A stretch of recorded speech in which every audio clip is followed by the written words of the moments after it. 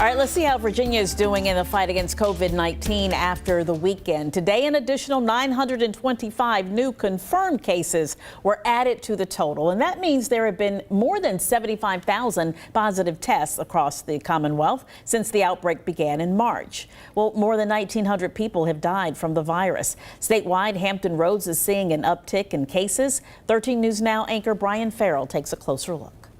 Hampton Roads is one of the hot spots in Virginia when it comes to new cases, and that's pretty clear when you look at the percentage of tests that are coming back positive. The health department calls it the positivity rate, and statewide, that number is 7.7%. The health districts that cover the 7 cities all have positivity rates that are higher than that. Some of them, including Norfolk and Portsmouth, are more than twice as high as the state's rate. The positivity rates have been rising recently. We're testing more people, but more of those people are sick with the virus. Now, in older hotspots, including Richmond and Northern Virginia, positivity rates are lower than the state average. Remember, those places reopened more slowly than we did here.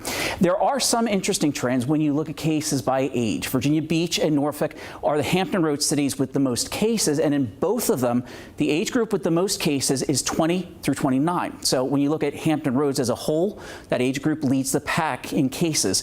But that's not the trend for the entire state of Virginia. There are a lot of cases statewide among people in their 20s and 30s, more cases in the 40s and 50s ages statewide. And finally, let's look at race. Here in Hampton Roads, we'll check how that compares to Virginia. Locally, most of the people who've gotten sick are black. They make up more than half of our cases. Keep in mind, people don't have to report their race or their age for that matter when they get tested for the virus. White people make up about 1/3 of our cases, and Latino people make up about 1 in 10 cases locally. That's a lot different than the statewide racial breakdown. In Virginia as a whole, the Latino population makes up about 40% of cases. Black people account for 20%. White people make up about 30%. And again, people don't have to report their age when they get tested or their race. And in fact, about 15,000 people who tested positive statewide didn't disclose their race. Virginia Department of Health has all that data on its website.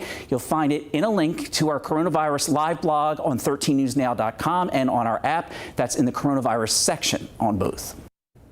All right, Brian, thank you. Well, turning to North Carolina now, and the Tar Heel state passing a grim milestone. The total number of confirmed coronavirus cases there reaching more than 100,000 for the first time. More than 1,200 of those cases were added today. And on the plus side, that rise isn't as big as recent days. More than 1,600 people have died from COVID-19 since the outbreak began.